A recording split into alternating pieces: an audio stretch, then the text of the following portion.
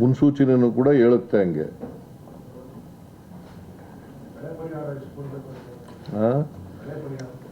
ಈಗ ಬೆಳೆ ಪರಿಹಾರ ನಾರ್ಮ್ಸ್ ಪ್ರಕಾರ SDRF ನಾರ್ಮ್ಸ್ ಪ್ರಕಾರ ಕೊಡಲಿಕ್ಕೆ ನಾವು ತಯಾರಾಗಿದ್ದೀವಿ. ಒಂದು ವೇಳೆ ಅಧಿಕವಾಗಿ ಅದಕ್ಕಿಂತ ಅಧಿಕವಾಗಿ ಕೊಡಬೇಕು ಅಂತಂದರೆ ಅದು ಕ್ಯಾಬಿನೆಟ್ನಲ್ಲಿ ಜಂಟಿ ಸರ್ವೆ ರಿಪೋರ್ಟ್ ಬಂದ ಮೇಲೆ ಕೂತ್ಕೊಂಡು ಮಾತಾಡ್ತೀವಿ. ಕ್ಯಾಬಿನೆಟ್ನಲ್ಲಿ ಚರ್ಚೆ ಮಾಡಿ 550 ಕೋಟಿಯಷ್ಟು ಪರಿಹಾರ ಆಗ್ಬಹುದು ಅಂತ ಅಂದಾಜು ಮಾಡಿ. ಸದ್ಯಕ್ಕೆ ಪರಿಹಾರ 550 ಕೋಟಿಯಷ್ಟು ಆಗ್ಬಹುದು. ಈಗ ಪರಿಹಾರ ಸುಮಾರು 550 ಕೋಟಿ 550 ಕೋಟಿ ಆಗ್ಬೋದು ಅಂತ ಹೇಳಿ ಅಂದಾಜು ಮಾಡಿದೆ. ಜಂಟಿ ಸಮೀಕ್ಷೆ ಆದಮೇಲೆ ಕಮ್ಮಿ ಹೆಚ್ಚು, ಜಂಟಿ ಸಮೀಕ್ಷೆ ಆದಮೇಲೆ ಹೆಚ್ಚಾಗ್ಬೋದು, ಕಡಿಮೆ ಆಗ್ಬೋದು.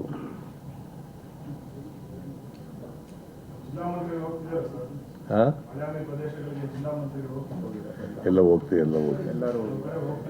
ಎಲ್ಲಿ ಸುಳ್ಳು. ಅದು ವಿರೋಧ ಪಕ್ಷದವರು ಮಾಡ್ತಕ್ಕಂಥ ಆರೋಪ. ವಿರೋಧ ಪಕ್ಷದವ್ರು ಇದ್ದಾರಲ್ಲ, ಅವ್ರಿಗೇನು ಬೇರೆ ಏನು ಕಸಬಿಲ್ಲ ಪಾಪ. ಮತ್ತು ಇನ್ನೇನು ಮಾಡಲಿಕ್ಕೆ ಅವರಿಗೆ ವಿಷಯ ಸಿಕ್ಕಲ್ಲ. ಅದಕ್ಕೋಸ್ಕರ ಹಿಂಗೆ ಹೇಳೋದು. ಜಿಲ್ಲಾ ಮಂತ್ರಿಗಳು ಹೋಗಿಲ್ಲ.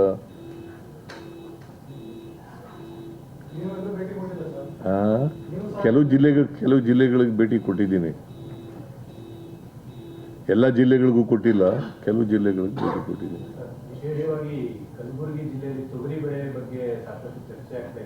ಅದಕ್ಕೆ ನೋಡಪ್ಪ, ತೊಗರಿ ಬೆಳೆನೂ ನಷ್ಟ ಆಗಿದೆ. ಎಷ್ಟು ಗೊತ್ತಾಗ್ಬೇಕಾದ್ರೆ ನಮ್ಗೆ ನಿಖರವಾಗಿ ಗೊತ್ತಾಗಬೇಕಲ್ಲ. ಅದಕ್ಕೆ ಜಾಯಿಂಟ್ ಸರ್ವೆ ಮಾಡಿ ಅಂತ ಹೇಳಿದ್ದೀವಿ. 10 ದಿನದೊಳಗಡೆ ವರದಿ ಕೊಡಬೇಕು ಅಂತ ಹೇಳಿದ್ದೀವಿ. Maximum 10 days. ಅದಕ್ಕಿಂತ ಕಡಿಮೆ ದಿನದಲ್ಲೂ ಕೂಡ ಸರ್ವೆ ಮಾಡಿ ಕೊಡೋದಾದರೆ ಕೊಡಲಿ. ಯಾವ್ಯಾವ ಜಿಲ್ಲೆಗಳಲ್ಲಿ ಜಲ್ದಿ ಕೊಡ್ತಾರೆ ಆ ಜಿಲ್ಲೆಗಳಲ್ಲಿ ಪರಿಹಾರ ಕೊಡಲಿಕ್ಕೆ ಪ್ರಾರಂಭ ಮಾಡ್ತೀವಿ.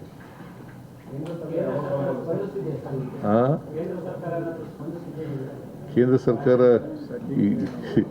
ಈಗ ಕೊಡಬೇಕಾಗಿರೋದನ್ನೇ ಕೊಟ್ಟಿಲ್ಲ. ಅದಕ್ಕೋಸ್ಕರ ಅವ್ರನ್ನ ಕೇಳಕ್ಕೆ ಹೋಗಿಲ್ಲ ನಾವು. ಯಾಕಂತಂದರೆ ಬರಗಾಲ ಬಂದಾಗ ಮಾತ್ರ ಕೇಳಬೇಕಲ್ವಾ. ಇನ್ನೂ ಬರಗಾಲ ಇಲ್ಲ. ಒಂದು ಜಿಲ್ಲೆಯಲ್ಲಿ ಮಾತ್ರ ಕೊರತೆಯಾಗಿದೆ ಮಳೆ. ಚಾಮರಾಜನಗರ ಜಿಲ್ಲೆಯಲ್ಲಿ ಮಾತ್ರ ನಾರ್ಮ್ಸ್ಗಿಂತ 24% ಕಡಿಮೆ ಆಗಿದೆ. ಸೊ ಅದು ಸದ್ಯಕ್ಕೆ. ಮುಂದೆ ಮಳೆ ಬರೋ ಸಾಧ್ಯತೆ ಇದೆ. ಅದು ಕೂಡ ಹೋಗ್ಬೋದು. ಅನೇಕ ಜಿಲ್ಲೆಗಳಲ್ಲಿ ಕೊರತೆ ಇತ್ತು ಸೆಪ್ಟೆಂಬರ್ಗಿಂತ ಮುಂಚೆ, ಅಲ್ಲ ಆಗಸ್ಟ್ಗಿಂತ ಮುಂಚಿತವಾಗಿ. ಅದು ಆಗಸ್ಟ್ನಲ್ಲಿ ಮಳೆ ಆದಮೇಲೆ ಈಗ 24 ಜಿಲ್ಲೆಗಳಲ್ಲಿ ನಾರ್ಮಲ್ ಆಗಿ ಮಳೆಯಾಗಿದೆ, ವಾಡಿಕೆ ಮಳೆಯಾಗಿದೆ. 6 ಜಿಲ್ಲೆಗಳಲ್ಲಿ ಅಧಿಕವಾಗಿ ಮಳೆಯಾಗಿದೆ. ಒಂದು ಜಿಲ್ಲೆಯಲ್ಲಿ ಮಾತ್ರ ಕೊರತೆ ಇದೆ ಈಗ, ಆ್ಯಸ್ ಇಟ್ ಈಸ್.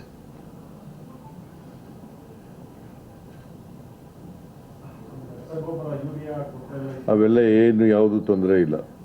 ರಸಗೊಬ್ಬರಕ್ಕೂ ತೊಂದರೆ ಇಲ್ಲ, ಯೂರಿಯಾಕ್ಕೂ ತೊಂದರೆ ಇಲ್ಲ. ಕೇಂದ್ರ ಸರ್ಕಾರದವರು ಕೊಟ್ಟಿಲ್ಲ. ನಾವು ಕೊಡಬೇಕಾಗಿದ್ದದನ್ನು ಕೊಟ್ಟಿಲ್ಲ ಅವರು. ನಾನು ಪತ್ರ ಬರೆದಿದ್ದೀನಿ, ಅಗ್ರಿಕಲ್ಚರ್ ಮಿನಿಸ್ಟ್ರು ಕೂಡ ಪತ್ರ ಬರೆದಿದ್ದಾರೆ. ಯಾರು ಬರೆದರೂ ಕೂಡ ಅವರು ಕೊಟ್ಟಿಲ್ಲ.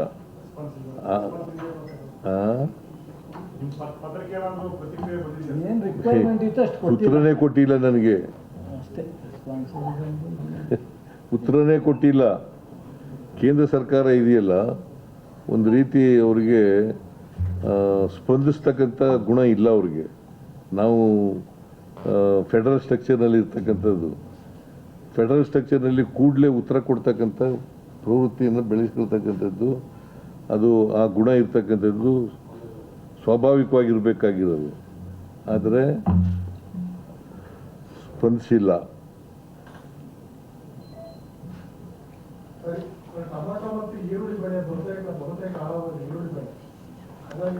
ಇಲ್ಲ, ಈರುಳ್ಳಿ ಬೆಳೆ ನಷ್ಟ ಆಗಿರಲಿ, ಟೊಮೆಟೊ ಬೆಳೆ ನಷ್ಟ ಆಗಿರಲಿ, ಹೆಸರು ಬೆಳೆ ನಷ್ಟ ಆಗಿರಲಿ, ತೊಗರಿ ಬೆಳೆ ನಷ್ಟ ಆಗಿರಲಿ, ಅದಕ್ಕೆ ಜಾಯಿಂಟ್ ಸರ್ವೆ ಮಾಡಿರ್ತಾರಲ್ಲಪ್ಪ, ಜಾಯಿಂಟ್ ಸರ್ವೆ ಮಾಡಿ ರಿಪೋರ್ಟ್ ಕೊಡಲಿ. ಆಮೇಲೆ we will take A decision. Will discuss and take A decision.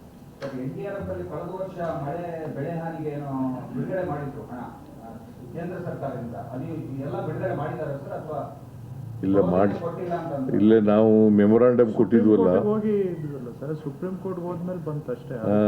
Supreme ಕೋರ್ಟ್ಗೆ ಹೋಗಿ ನಾವು ಸುಪ್ರೀಂ ಕೋರ್ಟ್ ಮೆಟ್ಲತ್ತದೋ, ಆ ಮೆಟ್ಲತ್ತದ ಮೇಲೆ ಸ್ವಲ್ಪ ಕೊಟ್ಟರು, ಅದು ಪೂರ್ಣ ಕೊಡಲಿಲ್ಲ. ಅಲ್ಲ, ಇದು ವಿಪರ್ಯಾಸ.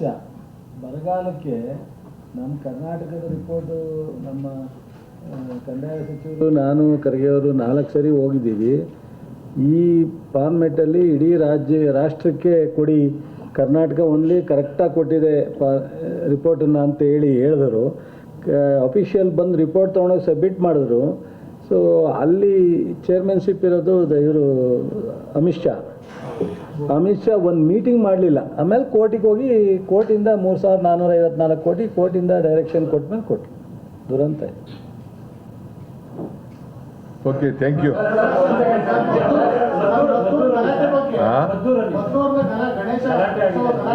ಇಲ್ಲ, ಈಗ ಮದ್ದೂರಿನಲ್ಲಿ ಡಿಸ್ಟಿಕ್ ಇನ್ಚಾರ್ಜ್ ಮಿನಿಸ್ಟರ್ ಇಲ್ಲೇ ಇದ್ದಾರೆ. ಅಲ್ಲಿ ಮಸೀದಿ ಮುಂದೆ ಮೆರವಣಿಗೆ ಹೋಗುವಾಗ ಸ್ವಲ್ಪ ಗಲಾಟೆ ಆಗಿದೆ. ಲಘು ಲಾಠಿ ಪ್ರಹಾರ ಕೂಡ ಮಾಡಿದ್ದಾರೆ ಪೊಲೀಸ್ನವರು. ಯಾಕಂತಂದರೆ ಪೊಲೀಸ್ನವ್ರ ಮಾತು ಇಲ್ಲಿ ನೀವು ಇಲ್ಲಿ ನಿಲ್ಬೇಡಿ ಹೋಗಿ ಅಂತ ಹೇಳಿದ್ರೆ ಕೇಳಿಲ್ಲ. ಅವರು ಗುಂಪು ಕಟ್ಕೊಂಡು ಗಲಾಟೆ ಮಾಡೋಕ್ಕೆ ಶುರು ಮಾಡಿದ್ದಾರೆ. ಸೊ ಅದಕ್ಕೋಸ್ಕರ ಲಘು ಲಾಠಿ ಚಾರ್ಜ್ ಮಾಡಿದ್ದಾರೆ. ಸುಮಾರು 21 ಜನ ಅರೆಸ್ಟ್ ಆಗಿದ್ದಾರೆ ಇಲ್ಲಿವರೆಗೂ. ಯಾರು ತಪ್ಪಿತಸ್ಥಿದ್ದಾರೆ ಅವ್ರ ಮೇಲೆ ಕ್ರಮ ತಗೊಳ್ಳೋಕೆ ಸೂಚನೆ ಕೊಟ್ಟಿದ್ದಾರೆ. ಆಮೇಲೆ ಯಾರು ತಪ್ಪು ಮಾಡಿದ್ರು ಕೂಡ ಹಿಂದೂಗಳು ಮಾಡಲಿ, ಮುಸಲ್ಮಾನರು ಮಾಡಲಿ ಅಥವಾ ಯಾರೇ ಮಾಡಲಿ, ಅವ್ರ ಮೇಲೆ ಕಾನೂನು ರೀತಿಯ ಕ್ರಮ ತಗೊಳ್ತಿದೆ. ಚೆಕ್ ಮಾಡಿಸ್ತಾ ಇದೆ. ಎಲ್ಲೂ ಕೂಡ ನಡೆದಿಲ್ಲ ರಾಜ್ಯದಲ್ಲಿ. ಈ ಮದ್ದೂರಿನಲ್ಲಿ ಹಿಂಗಾಗಿದೆ.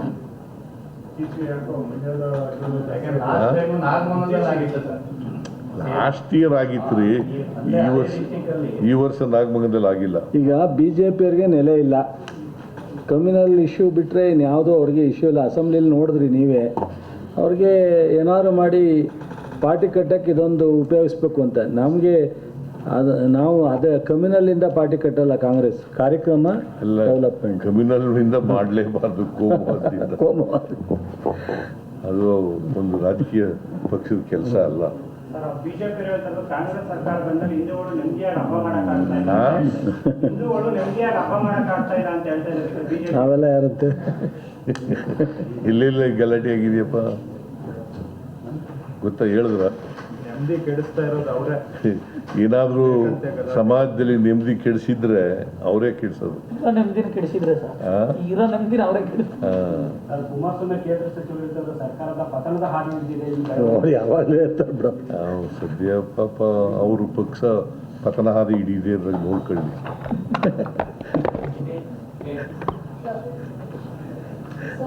ಸರ್, ಇನ್ನೊಂದು ವಿಚಾರ ಸರ್, ನೀವು ಆಳಂದದ ಬಗ್ಗೆ ಒಂದು ಟ್ವೀಟ್ ಮಾಡಿದ್ರಿ. CID ತನಿಖೆಗೆ ಕೇಂದ್ರ ಚುನಾವಣಾ ಆಯೋಗ ಕೋಆಪರೇಟ್ ಮಾಡ್ತಾ ಇಲ್ಲ ಅಂತ. ಅದೇನು ಸರ್ ಅದು? ನಾನು ನೋಡು ಹೇಳ್ತೀನಿ. ಪೊಲೀಸರನ್ನ ಅಮಾನತ್ ಮಾಡಿ ಅಂತ ಪ್ರತಿಭಟನೆ ಮಾಡ್ತಾ ಇದ್ದಾರೆ. ಪೊಲೀಸರನ್ನ ಅಮಾನತ್ ಮಾಡಬೇಕು ಅಂತ ಹೇಳಿ ಯಾರು? ಸ್ಥಳೀಯರು ಮದ್ದೂರಲ್ಲಿ. ಇಲ್ಲಿ ಮದ್ದೂರ್ನಲ್ಲ. ಯಾಕೆ? ಈಗ ನಾನು ಹೋಗ್ತಾ ಇದ್ದೀನಪ್ಪ. ಈಗ ಡಿಸ್ಟಿಕ್ ಇನ್ಚಾರ್ಜ್ ಮಿನಿಸ್ಟರ್ ಹೋಗ್ತಾ ಇದ್ದಾರೆ ಅಲ್ಲಿಗೇನೆ. ಅವ್ರು ಏನು ವರದಿ ಕೊಡ್ತಾರೆ ಅದ್ರ ಮೇಲೆ ಕ್ರಮ ತಗತ್ತೆ. ಪೊಲೀಸ್ನವರು ಇಲ್ಲಿವರೆಗೆ ನನಗಿರೋ ಮಾಹಿತಿ ಪ್ರಕಾರ ತಪ್ಪುಗಳು ಮಾಡಿಲ್ಲ, ಕಾನೂನು ರೀತಿಯಾಗಿ ನಡ್ಕೊಂಡಿದ್ದಾರೆ. ಏನು ಒಂದು ವೇಳೆ ಪೊಲೀಸ್ನವರು ಯಾರೇ ಮಾಡಿರಲಿ, BJP ಅವ್ರು ಮಾಡಿರಲಿ, JDSನವ್ರು ಮಾಡಿರಲಿ ಅಥವಾ ಕಾಂಗ್ರೆಸ್ನವ್ರು ಮಾಡಿರಲಿ, ಯಾರೇ ಮಾಡಿದ್ರು ಕೂಡ ತಪ್ಪೇ ತಪ್ಪು. ಹಿಂದೂಗಳು ಮಾಡಿರಲಿ, ಮುಸಲ್ಮಾನರು ಮಾಡಿರಲಿ, ತಪ್ಪೇ ತಪ್ಪು.